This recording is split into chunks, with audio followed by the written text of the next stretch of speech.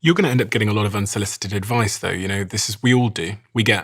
When we're trying to make those big life decisions, we'll have someone who we didn't even ask them, but people will be chipping in, telling you what to think of yourself. And there's an element almost, I guess, of being able to develop stronger boundaries in your life so that you can keep the outside world outside. Okay, so then how about you stop telling everybody your business? Why do they need to know what you're thinking about doing here or there? Why? Because when you open your mouth to share things, you're going to get advice. So this goes back to you. Do I open my mouth or do I stay quiet? Because if I open my mouth and I start talking, people are going to start sharing. And so when people are like, oh, they don't respect my boundaries, you're the one who offered it. If you want to create boundaries, you start with them. I don't share. Or like if I'm like, for example, I'm working on a project or a deal, nobody knows until my deal is done. Why? I don't know how it's going to go. I don't want other people's opinions. I'll have the opinions of whoever I'm dealing with specifically in a deal, if it's a project, right? I'm going to talk to them, but I don't want other people confusing me. People confuse you. Good intentions, but when you've got too many voices in your head, that's why you can't trust yourself, because you've got all these other voices. You can't hear your own. So I know if I share something with someone, they're going to share their thoughts. And maybe I don't want them. I will tell you, I usually stay quiet until I'm ready to reveal something.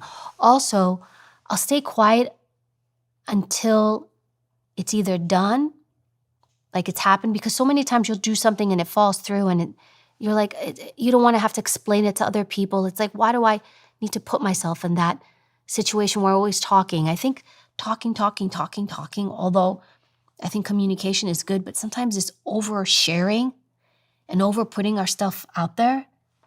How are you going to have boundaries when you yourself violate those boundaries? Like you just make yourself like open borders, everybody come in.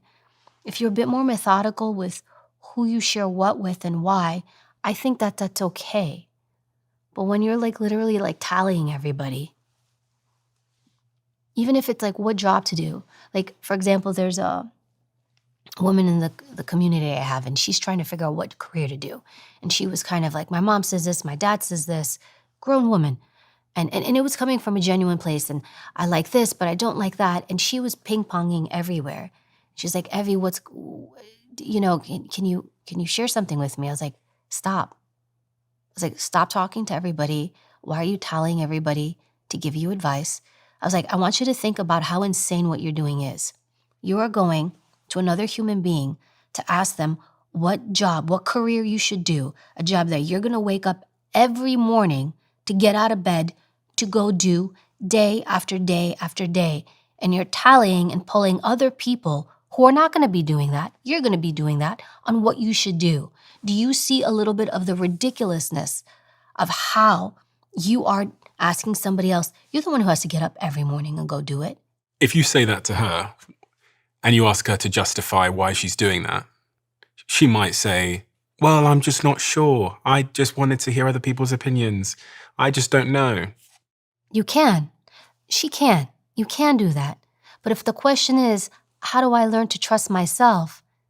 You trust yourself more by listening to yourself more and asking other people less. That is how you get there. Clearly she doesn't trust herself, though. No. And then maybe just the circle around you. It's also to, and I don't know if you've been able to do this. Over the years, slowly, I've also accumulated people around me. It takes time, where they're trusted people where I can go to for specific things if I need to, because I like the way they move through life. I think that they handle themselves well. Maybe they do well in business. They're thoughtful. I like their character. And so over time, you can also, I don't want to say accumulate, but you can kind of start to pull folks like that in. It takes time because people are going to come into your life in different moments. And when you find those precious gems, keep them a bit close. And then you can start to accumulate a circle. And it's not people you go to every day. It's just people that you can pick up the phone and say, hey, Steven, it's Evie. Can I run something by you? Sure, Evie, no problem. What do you want to run by me? You can create those too. And at least for me, I've been able over time slowly because it's not going to happen overnight. And then sometimes people come into that space and sometimes you say, I'm going to push you a little further out. It's not working out anymore. That woman in that example, what does she ultimately need to do? Because I can imagine in her world, she's not certain about any path. So she's got 20% certainty about going in this direction, 30% certainty about going in that direction, apparently, and maybe 40% about going in that direction. And then the rest is just a little bit of confusion and procrastination and fear. What does she actually have to do? She just has to make a choice and do it. But Pick one and do it. There's no perfect choice, Evie. But there isn't. There's no way to know how it's going to pan out. There's no way to know. Just choose. Choose something. Choose something. And even if it's wrong, find peace and I chose, it was wrong. But you know what? I'm not stuck here.